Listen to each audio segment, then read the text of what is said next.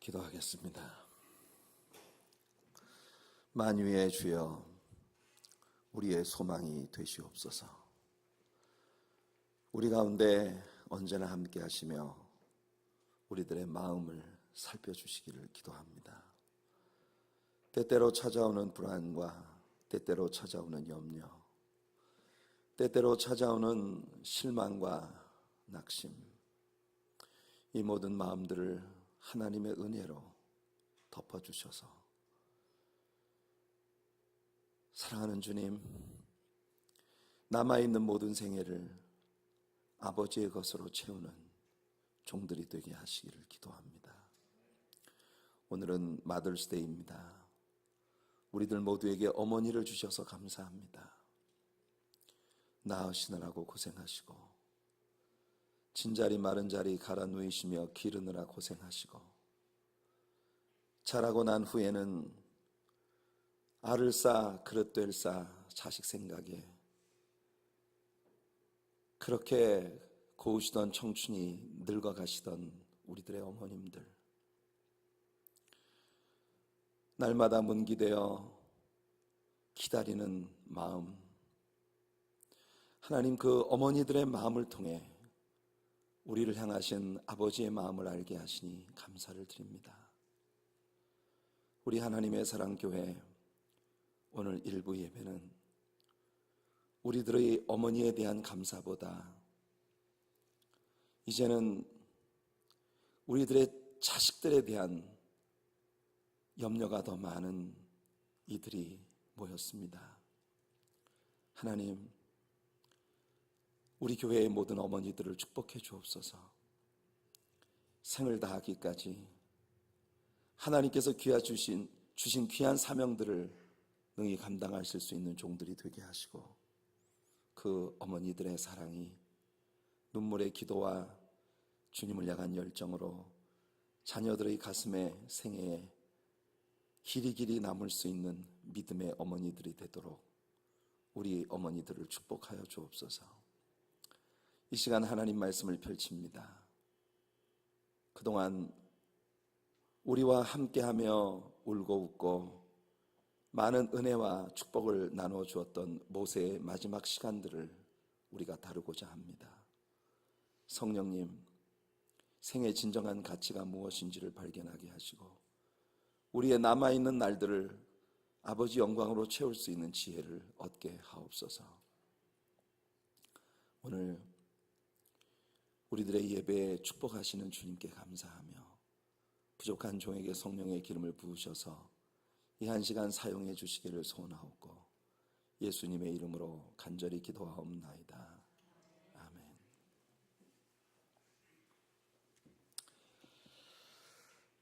교회 소식을 통해서 여러분들에게 말씀을 드리겠지만 오늘 마더스데이 특별 행사가 연합 남선교회 주관으로 마련이 되어졌습니다.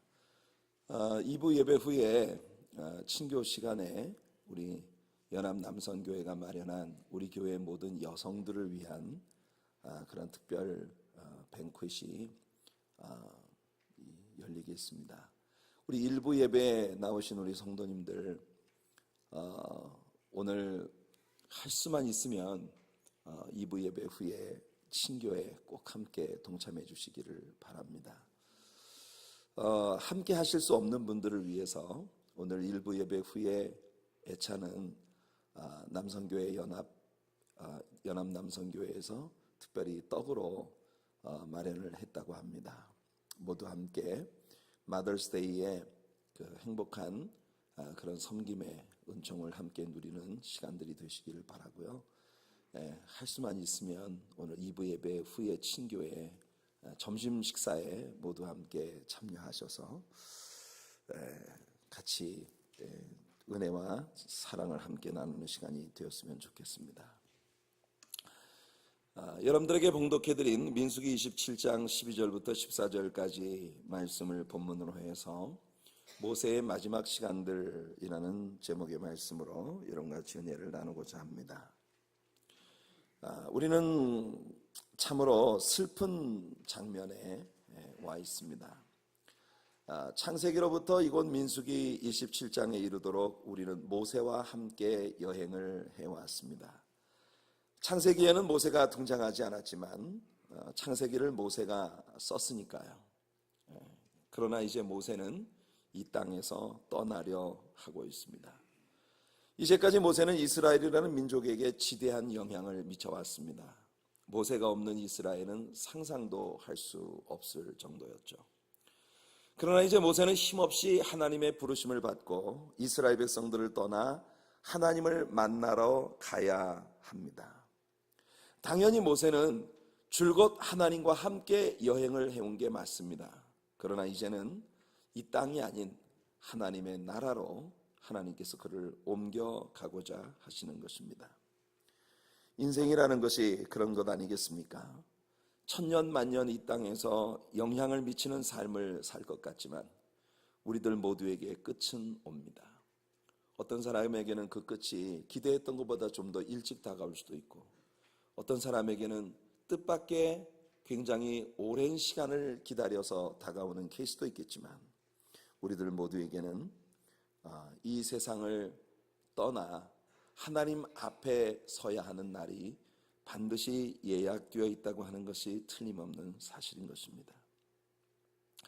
평생을 어떤 모습으로 사느냐 하는 것이 중요한 만큼 어떤 모습으로 이 세상의 생을 마감하고 세상을 떠나느냐 하는 것이 또한 그 이상으로 중요한 일이 아닌가 생각이 되어집니다.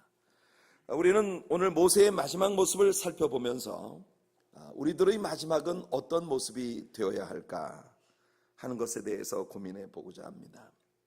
지난주 우리는 발람이라는 인물에 대한 이야기를 나누었습니다. 그는 스스로 고백하기를 의인처럼 죽고 싶다는 그런 고백을 했습니다. 의인의 마지막 모습처럼 많은 사람들에게 감화를 주고 많은 사람에게 두고두고 오랜 시간 기억될 만한 그런 죽음으로 죽고 싶다고 하는 소망을 피력했습니다. 그러나 문제는 그가 의인처럼 살지 않았다는 것이죠. 우리가 의인처럼 살고 의인처럼 죽는다는 것은 무엇을 말하는 것일까요? 그렇게 살고 싶다면 우리는 그렇게 살아야만 합니다.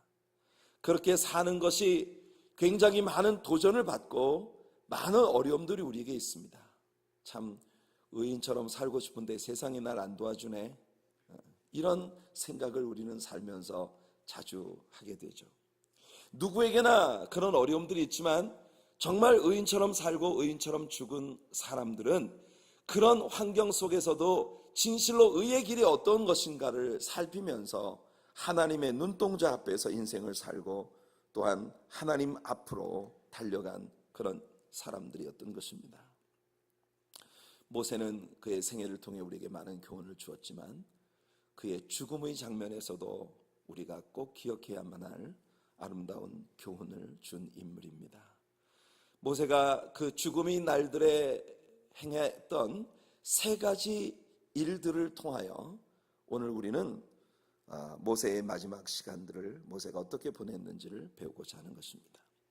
그 첫 번째는 슬로브하스의 딸들이 모세에게 나와서 그 시대의 모든 형편으로 볼 때 다소 당돌하고 그리고 가히 충격적이라 할 만한 그런 챌린지를 모세에게 가져오는 그런 모습을 우리가 보는데, 모세가 그 슬로브하스의 딸들의 문제를 어떻게 처리하느냐 하는 데에서 우리는 인생을 하나님의 종으로 아름답게 살고 그 생의 마지막 시간들을 참으로 하나님의 종다운 모습으로 보내고 있는 모세의 모습을 배우게 되는 것입니다. 광야 생활의 신세대 여인들, 우리는 이 세대를 신세대라고 부릅니다. 우리가 알고 있는 9세대의 이스라엘 사람들은 많은 문제를 안고 있었어요. 그래서 우리는 이 신세대에 많은 기대를 갖습니다. 9세대처럼 하나님께 원망하고 불평하다가 약속의 땅을 보지 못하고 죽음을 당하는 그런 신세가 되지 않기를. 그런데 이 신세대들의 모습 속에서 가끔 우리는 9세대들의 그림자를 만날 때가 있는 것입니다. 언제나 그렇게 조짐이 좋아 보이지는 않아요.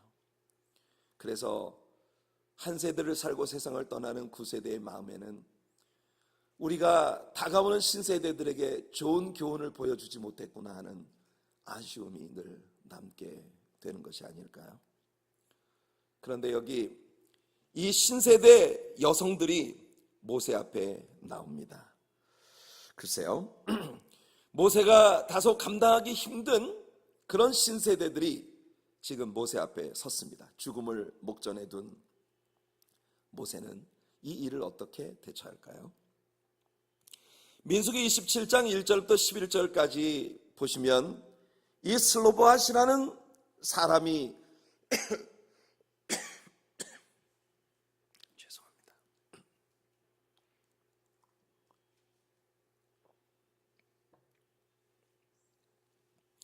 므낫세 지파에 속한 인물인데, 이 므낫세 지파에 속한 슬로보핫이라는 사람이 아들을 낳지 못하고 오직 딸들만 남겨두고 죽습니다. 성경에는 모두 5명의 딸들의 이름이 나오는데요, 이 슬로보핫이 광야에서 아들을 낳지 못한 채 죽은 것입니다.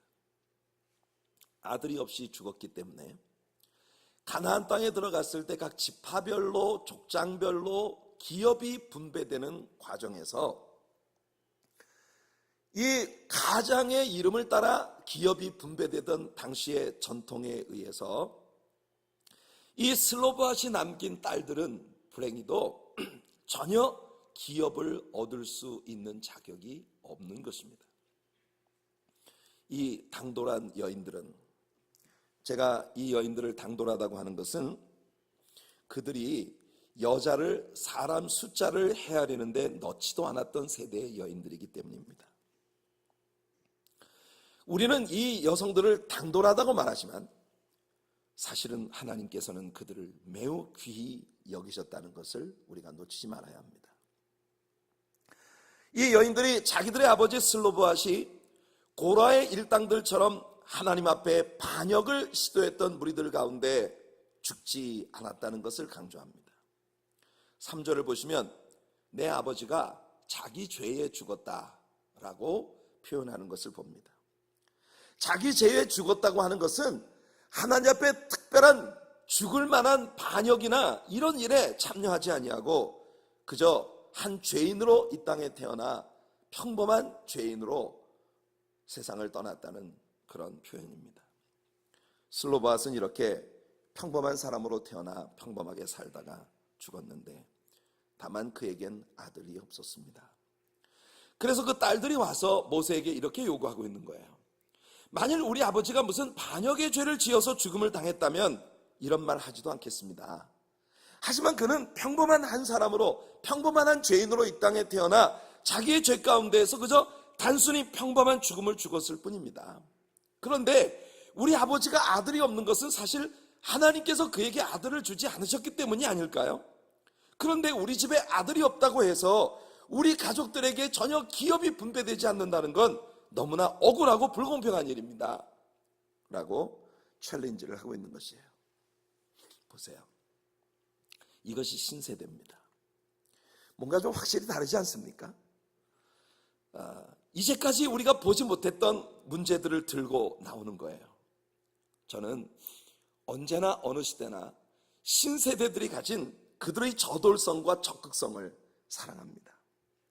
우리가 앞으로 하나님 말씀을 계속 연구해 나가다 보면 하나님은 특별히 여인들의 권리를 적극적으로 인정하신다는 것을 여러 가지 측면에서 발견을 할 수 있을 것입니다. 자, 그 시대의 지도자인 모세는 이 일을 어떻게 처리해야 될지를 몰랐습니다. 그래서 그는 하나님께 묻습니다. 저는 이 부분이 너무 좋아요. 교회의 어르신들,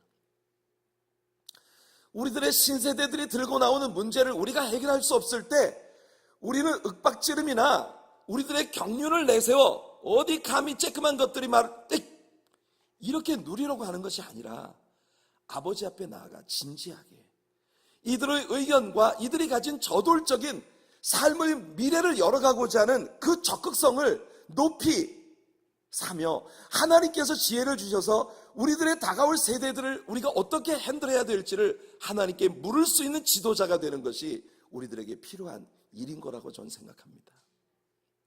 많은 경우에 우리들의 약점이 여기에 있죠. 쬐끄만 것들이 뭘 한다고 나서 어떤 때는 어디 여자가 감히, 특히 우리 한국의 남성들에게 이런 것은 아마 유전적으로 물려받은 상처가 아닌가 생각이 됩니다.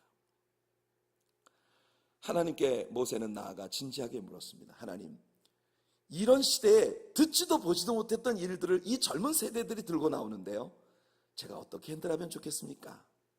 그때 하나님께서 모세에게 말씀하신 거예요.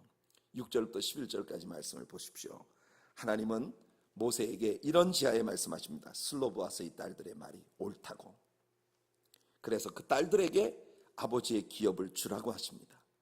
그러면서 차제에 아들이 없이 죽는 사람들에게는 딸들에게 그 기업을 물려주고, 딸도 없으면 그 형제에게 주고, 그 형제도 없으면 그의 기업을 그 아버지의 형제에게 주고, 그도 없으면 가장 가까운 친족에게 주라고 하는 새로운 법을 하나님께서 모세에게 주시는 거예요.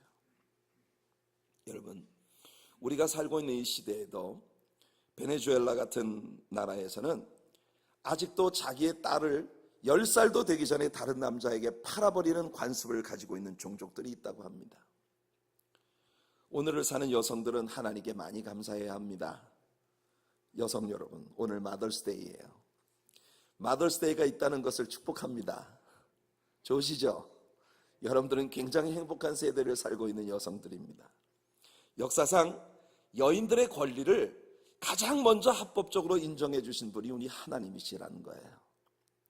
여러분, 우리가 신약 성경을 보면 그 시대에 아직 유대인 남성들에게 있어서 여성들은 사람 숫자에도 헤아려지지 않는 그런 존재들이었을 때, 하나님께서는 교회에 영향력 있는 많은 믿음의 여성들을 세우셔서 그들을 사용하셨다는 것을 우리는 볼 수 있습니다. 오늘 우리들의 관점에서 생각해 본다면 이 슬로보아스의 딸들의 요구와 그에 따른 하나님의 응답이 너무나 자연스러운 일이겠지만, 이들이 이 의견을 제시했던 때에는 그때의 상황으로는 그야말로 어린 반푼어치도 없었던 때입니다. 그런데 말이에요, 우리가 여기서 배워야 될 게 있어요. 많은 때에 인간적인 관점에서 볼 때 어린 반푼어치도 없는 일을 믿음으로 행할 수 있는 우리가 돼야 한다는 것입니다. 하나님 말씀을 열심히 공부하세요. 그리고 하나님의 말씀이 우리에게 주는 권세들을 누릴 수 있는 여러분들 되시길 축복합니다. 어쩌면 오늘날의 교회의 전통 안에 평신도로서 어린 반푼어치도 없어 보이는 일들이 하나님의 말씀 안에서 이미 여러분들에게 특권으로 주어진 것이 너무나 많다는 것을 여러분들이 놓치지 않으시기를 바랍니다. 성경은 하나님의 말씀이 우리에게 언약한 모든 것들을 믿음 안에서 클레임하도록 우리들에게 요구하고 있어요. 여러분들이 너무나 잘 알고 계시는 히브리서 11장 6절은 말합니다. 믿음이 없이는 하나님을 기쁘시게 하지 못하나니 하나님께 나아가는 자는 반드시 그가 계신 것과 그가 자기를 찾는 자들에게 상 주시는 이심을 믿어야 할지니라. 우리들 모두에게 하나님이 이 믿음을 주시기를 바랍니다. 우리 시대에 어린 반푼어치도 없어 보이는 일들을 담대하게 믿음으로 주님께 요구하여 얻어낼 수 있는 그런 믿음의 교회, 믿음의 성도, 믿음의 사람들이 되시기를 예수님 이름으로 축복해드립니다. 이 5명의 여인들은 아버지의 상속을 소유하게 해달라고 요구했습니다. 이것은 당시의 관습으로 전례가 없는 일이었고, 이런 것을 규정하고 있는 성문화된 법도 없었습니다. 우리는 이 여인들의 사건을 보면서 우리가 받아야 할 하나님께서 예비하신 축복을 놓치고 지나가는 것들이 얼마나 많은가 살펴보아야겠다는 생각을 하게 됩니다. 우리는 예수 그리스도 안에서 말할 수 없이 큰 약속을 받았죠. 에베소 1장 3절에서 바울은 찬송하리로다 하나님 곧 우리 주 예수 그리스도의 아버지께서 그리스도 안에서 하늘에 속한 모든 신령한 복을 우리에게 주셨다고 선포하고 있는 것입니다. 그 모든 신령한 복을 슬로보아스의 딸들처럼 여러분들 용감하게 주님 앞에 나아가 믿음으로 구하는 성도님들 되시기를 예수님 이름으로 축복해드립니다. 다시 한번 우린 여기서 모세의 겸손과 신중함의 경탄을 금치 못합니다. 우리는 우리 주변에서 벌어지는 사소한 문제를 할지라도, 또한 우리가 아주 사소하고 보잘것없게 생각하는 어떤 연약한 사람들의 문제를 할지라도 이 모든 일들을 하나님께 신중히 묻고 결정해 나아가는 우리들이 되어야 할 것을 이 말씀을 통해 우리는 배웁니다. 특히 교회의 지도자인 저와 이 교회의 리더십을 함께 나누는 우리 모든 장로님들, 교회의 모든 지도자들, 우리들 모두의 마음속에 모세의 마지막 모습이 주는 첫 번째 교훈을 절대로 놓치지 않게 되기를 바랍니다. 우리 공동체 안에 우리가 볼 때 다소 나와 마음이 맞지 않는 사람이 있다 하더라도, 다소 우리가 보기에 다른 사람들보다 좀 연약해 보이는 어떤 사람이 있다 할지라도 우리는 우리 교회 안에 있는, 우리 공동체 안에 있는 어떤 사람도 무시해서는 안 됩니다. 그들 모두가 하나님의 특별한 사랑을 받고 있는 하나님의 피조물들이기 때문인 것입니다. 그것이 우리 교회의 리더십들이 가져야 할 첫 번째 정신이라고 생각합니다. 모세의 마지막 날들이 우리에게 준 첫 번째 교훈은 이 슬로보아스의 딸들에게 행한 모세의 아름다운 일입니다. 이 깜찍한 사건이 있고 난 후에 하나님은 모세의 죽음에 대하여 직접 말씀하시기 위해 다시 모세를 만나십니다. 하나님은 먼저 왜 모세가 가나안 땅에 들어가지 못하게 되었는지를 오늘 우리가 함께 읽은 본문 말씀에서 다시 한번 설명해 주시는 거예요. 여호와께서 모세에게 이르시되 너는 이 아바림 산에 올라가서 내가 이스라엘 자손에게 준 땅을 바라보라. 참 긍휼의 하나님이시죠. 그래도 그가 40년 동안을 그리며 꿈꾸며 왔던 그 가나안 땅을 이 아바림 산에 올라가서 한 번 더 내려다 볼 수 있도록 허락하신 것입니다. 그러나 그 땅을 본 후에는 내 형 아론이 돌아간 것 같이 너도 조상에게로 돌아가리니 이는 신광야에서 회중이 분쟁할 때에 너희가 내 명령을 거역하고 그 물가에서 내 거룩함을 그들의 목전에 나타내지 아니하였음이니라. 이 물은 신광야 가데스의 무리바 물이니라. 오늘 우리들의 본문 속에서 하나님은 모세가 가나안 땅에 들어갈 수 없었던 두 가지 이유를 말씀하십니다. 그 첫 번째 이유는 하나님께서 다만 그 반석을 향하여 말하기만 하라고 했는데 반석을 두 번 친 이 사건입니다. 우리는 이미 충분히 배웠습니다. 그 반석은 예수 그리스도를 상징하는 모형적인 그림자였어요. 예수님은 두 번 고난을 받으셔서는 안 됩니다. 그는 히브리서 기자가 말하는 것처럼 단번에 죽으심으로써 온 인류의 구속을 완전히 완성시키신 것이에요. 하나님은 이 반석을 통해 바로 그 그림을 보여주고 싶으셨던 거예요. 그런데 모세가 반석을 하나님이 그냥 에스크만 하라고 하셨는데, 클레임만 하라고 하셨는데, 여러분 십자가에 피 흘려 죽으신 예수 그리스도께 나와 우리들 모두가 믿음으로 구하기만 하면 하나님께서 우리들에게 생수를 공급해 주시는 것입니다. 그런데 모세가 너무 흥분한 나머지 이 하나님이 계획하신 아름다운 그림을 깨뜨려 버렸다는 것이 모세가 가나안 땅에 들어갈 수 없었던 첫 번째 이유입니다.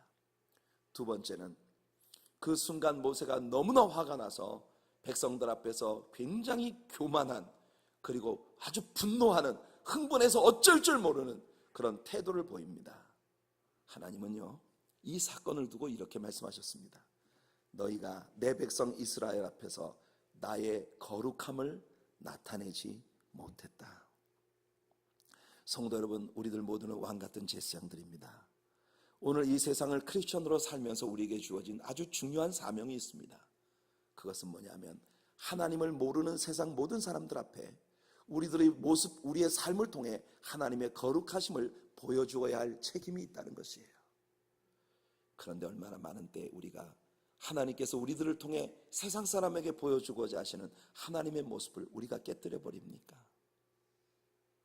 큰 죄는 차치하고 얼마나 많은 때 우리가 가볍게 흥분해서 화를 내고 분노하고 이렇게 저렇게, 더군다나 그리스도 안에 있는 형제들끼리 서로 다투고 싸우면서 우리 공동체 안에서 일어나고 있는 세상을 방불케 하는 그런 모습들이 얼마나 많은 때 하나님의 거룩하심을 세상에 나타나는 일에 실패하는지. 모세의 마지막 시간들, 하나님께서 모세에게 주신 이 말씀을 통해 우리는 경각심을 가져야 합니다. 오고 오는 세대에 하나님은 여전히 살아계시고 그분은 우리의 삶을 변화시키신 능력의 주님이시라는 걸 보여주며 살 수 있는 우리들 모두가 되기를 예수님의 이름으로 축복해 드립니다. 특별히 하나님께서는 모세의 죽음을 언급하시면서 모세의 죽음에 대하여 내 조상에게로 돌아가리니 라고 하는 표현을 쓰셨다는 점을 우리가 주목해 보아야 합니다. 구약 성경에서 죽음은 대체로 음부에 내려간다 또는 조상들에게로 돌아간다 라고 하는 표현으로 표현되었습니다. 우리는 이 표현의 이유를 예수님의 부자와 나사로의 비유를 통해 발견하게 됩니다. 누가복음 16장에 나오는 예수님의 말씀이죠. 이 레위기 공부에서 구약시대의 제사를 통한 구속이 일단 덮어둔다는 의미를 가지고 있는 카파르라고 하는 단어에 기인됐다는 것을 우리는 줄곧 배워왔습니다. 그래서 구약의 성도들은 예수님이 오셔서 완전한 구속의 제사를 드리시고 그들의 죄를 없이 하셔서 천국으로 데리고 가실 때까지 기다려야만 했던 것이에요. 그들이 기다리고 있었던 곳이 바로 예수님의 나사로의 비유가 나오는 누가복음 16장의 설명에 의하면 바로 하데스, 하데스라고 하는 이 말의 의미는 heart of the earth, 땅의 중심부라는 의미를 가지고 있는데요. 혹은 unseen world, 눈으로 보이지 않는 세계를 의미하는 그런 의미의 단어입니다.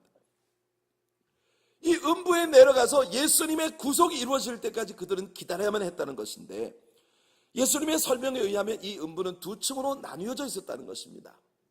Abraham's bosom, 아브라함의 품이라거나 혹은 paradise, 낙원이라고 불리워지던 한 컴파트먼트가 있고 다른 컴파트먼트는 저 밑에 있는데 이 두 개의 컴파트먼트 사이에 큰 갭이 있어서 여기서 저리로 가지도 못하고 저쪽에서 이리로 오지도 못하는 그런 음부가 있다는 것을 예수님은 설명합니다.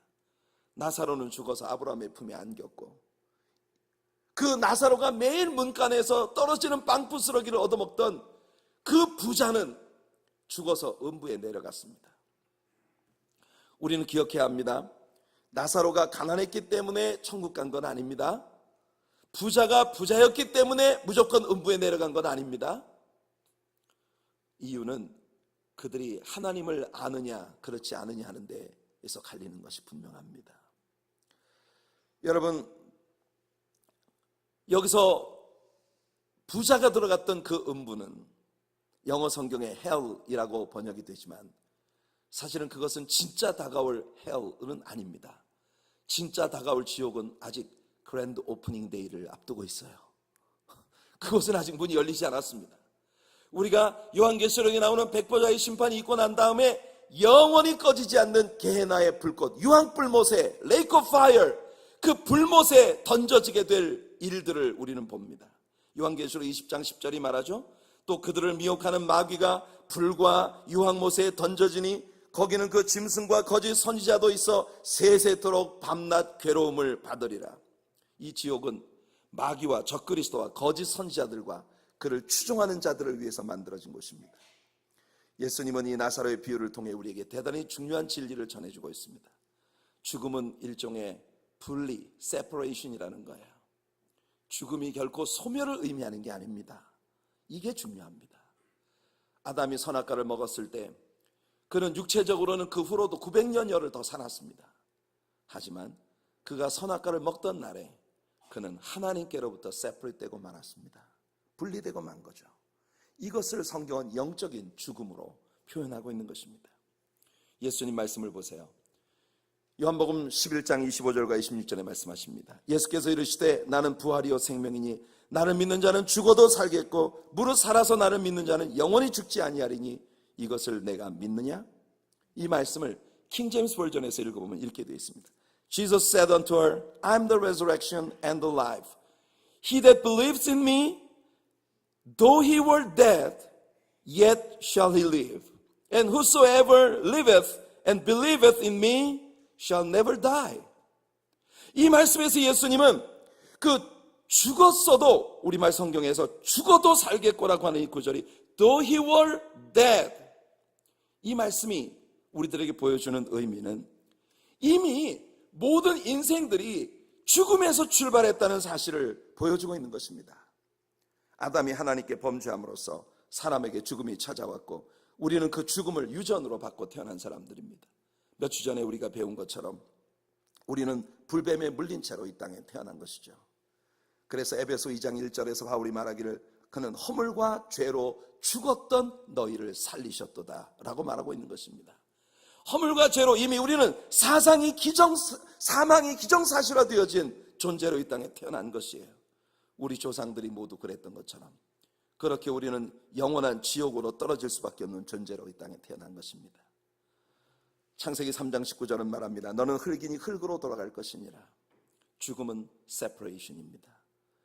흙에서부터 취하여진 우리 육체는 흙으로 돌아가고, 그리고 하나님께로부터 보내어진 우리의 영은 하나님을 만나러 가는 것이죠. 나사로의 죽음을 한번 생각해 보세요. 장례식도 없었을 것입니다. 무슨 장례식이 있었겠습니까? 집도 뭐도 없는 이 거린에게 사람들은 틀림없이 그를 꺼적대기에 둘둘 말아 예루살렘의 쓰레기통에 해당되는 게헤나의 불꽃 속에 던졌을 것입니다. 당시에는 거지들을 그렇게 취급했으니까요. 하지만 중요한 것은 그가 죽음으로 육체와 분리되는 그 순간 바로 천사들이 와서 그를 데리고 아브라함의 품으로 데려갔다는 것입니다. 반면에 일생 동안 자색 옷을 입고 연락하며 그의 부로서 많은 사람들의 호의를 받았던 부자도 죽었습니다. 아마도 거창한 장례식이 있었을 것이고, 그 도시의 대표 랍비가 찾아와 그의 일생 동안 행했던 거창한 일들과 도네이션에 대하여 틀림없이 낭송을 하며 그는 천국의 가장 높은 곳에 올라갔을 것이라고 설교를 했을지도 모릅니다.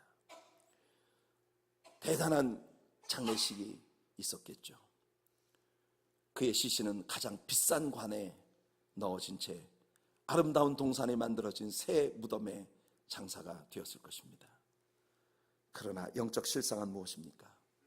그가 죽자마자 그 육체를 빠져나온 그의 영은 천사에게 이끌려 무시무시한 지옥을 방불케 하는 음부의 불꽃 속에 떨어진 것입니다. 이 부자가 고통스러운 음부로 간 것이 그가 부자였기 때문만은 아닙니다. 하나님을 몰랐기 때문입니다.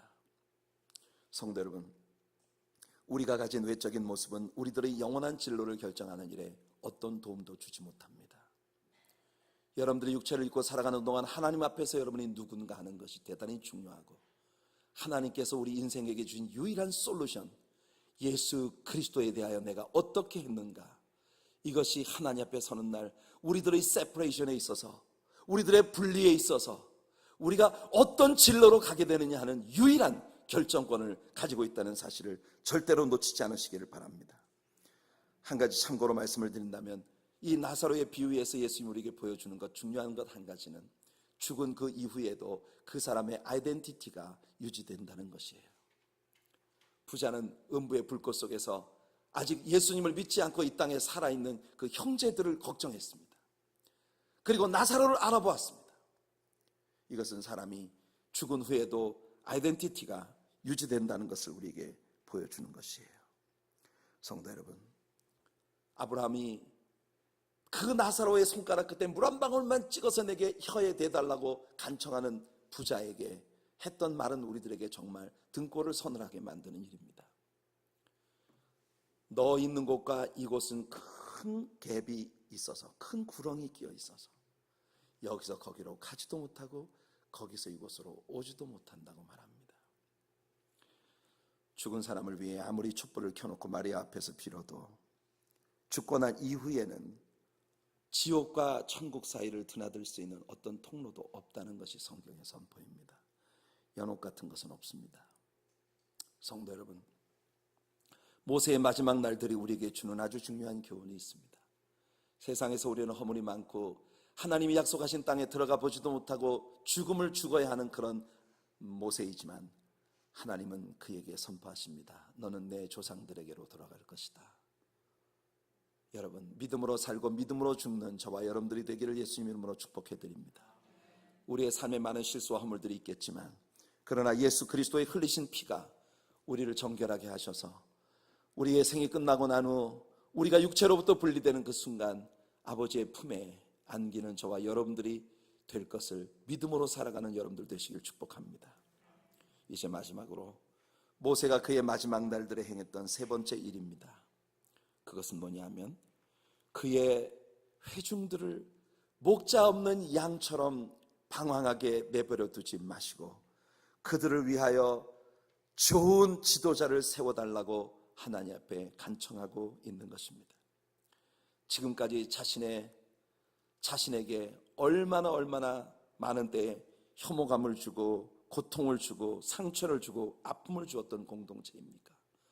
그런데 모세는 자신의 죽음을 앞에 두고 내가 그렇게 사모하던 가나안 땅도 보지 못하고 죽게 만들었던 바로 그 사람들인데, 그런데 지도자 모세의 영은, 그는 참으로 지도자의 스피릿을 가진 자입니다.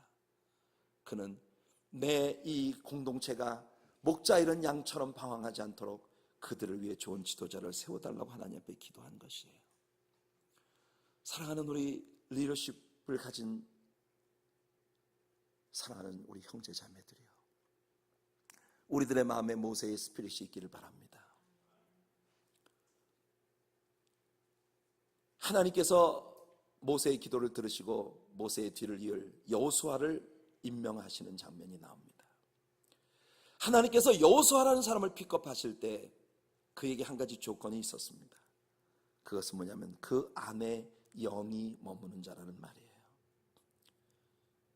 우리 개역 성경에는 그가 신에게 감동된 자다, 즉 성령의 감동하심을 받은 자라는 그런 의미였습니다. 여호수아라는 인물은 참 평범한 사람이죠. 그는 모세처럼 동화 같은 출생의 스토리를 가진 인물은 아니었습니다. 하나님께 소명을 받기 위한 특별한 경험 같은 것도 없었습니다. 모세는 어찌 보면 태어나기를 지도자로 태어났던 인물처럼 보였어요. 그러나 여호수아는 아닙니다. 그저 평범한 애굽의 한 노예의 가정에서 태어나 노예로 살던 인물이었을 뿐이죠. 그러나 그는 성령이 충만한 자였습니다. 사랑하는 성도 여러분, 우리 교회 다가올 세대를 위하여 성령이 충만한 젊은이들을 이 교회 안에 많이 세워주시기를 간절히 소원합니다. 우리가 그렇게 젊은 사람들에게 하나님의 성령이 충만하여 우리 교회의 미래를 짊어지고 나갈 여호수아 같은 일꾼들이 세워지는 교회가 될 수 있도록 우리들의 마지막 날들을 보낼 수 있게 되기를 간절히 소원합니다. 여호수아가 성령께 감동을 받았던 가장 확실한 증거는 그의 특유의 성실과 충성심에 있었습니다. 기억하십니까? 홍해를 건너자마자 아말렉이라는 거대한 군대와 전쟁을 해야 했습니다. 전혀 훈련되지 못한 오합지졸의 군사를 끌고 나가야 했지만 여호수아는 잠자코 충성했습니다. 순종했습니다. 하나님께서 그 전쟁을 승리로 이끌어 주셨죠. 여호수아는 어찌 보면 그 시대 사람들에게 좀 바보스러워였을지도 모릅니다. 늘 모세의 뒤를 쫄랑쫄랑 따라다녔고, 모세가 자기 장막으로 돌아간 후에도 여호수아는 계속 숙소가 아닌 이 여호와의 장막 앞에서 모세를 늘 기다렸습니다. 기억하십니까? 40일 동안 하나님을 만나기 위해 산에 올라갔을 때에도 아론과 모든 장로들이 있으라는 자리를 지키지 않고 돌아간 후에 그들이 우상을 만들어 숭배하는 죄를 짓는 그 순간에도 여호수아는 언제 돌아올지 모르는 모세를 기다리라는 자리에서 끝까지 기다렸던 사람입니다. 세상 사람들은 이런 사람을 바보라고 여길 것입니다. 그러나 하나님 앞에서는 그 사람이 바로 하나님의 공동체의 내일을 책임질 성령 충만한 인물이었습니다. 우리는 지금 우리 교회 항전직 직분자를 뽑기 위한 과정을 시작하고 있습니다. 성도 여러분, 하나님께서 여호수아의 스피릿을 가진 사람들을 세워주실 수 있기를 기도합시다. 그리고 여호수아의 스피릿을 가진 젊은이들이 우리 안에서 많이 나올 수 있도록 기도합시다. 성령 충만하고 충성되고 하나님과 사람 앞에 칭찬과 존귀를 얻을 수 있는 그런 일꾼들을 하나님이 세워주시기를 바랍니다. 모세의 마지막 날들의 모습은 우리가 세상을 어떻게 살고 어떻게 죽어야 할지를 보여주는 너무나 좋은 교훈입니다. 마지막 순간까지 자신이 섬기는 백성들의 소소한 문제에 최선을 다해 충성했던 모세, 담담히 하나님의 소환에 응답하면서 하나님께로 나아갔던 모세의 죽음의 그 위험찬 모습, 모세에게 죽음은 전혀 두려움이나 비열할 수 있는 그런 모습이 아니었습니다. 모세는 아직 살아있는 채로 하나님이 부르시는 산으로 올라가 그의 시체조차도 찾을 수 없는 곳에서 담담히 하나님을 만나러 간 것이에요. 우리에게 죽음은 그런 것일 수 있기를 바랍니다. 여호수아를 세우는 과정에서 보인 충성과 순종의 모습, 모세처럼 살고 모세처럼 하나님께로 갈 수 있는 우리 모두가 되기를, 그리고 모세가 남긴 공동체처럼 우리들이 섬기는 공동체는 하나님의 이끄심을 따라 축복된 공동체로 견고하게 설 수 있기를 예수님의 이름으로 축복해 드립니다. 기도합시다.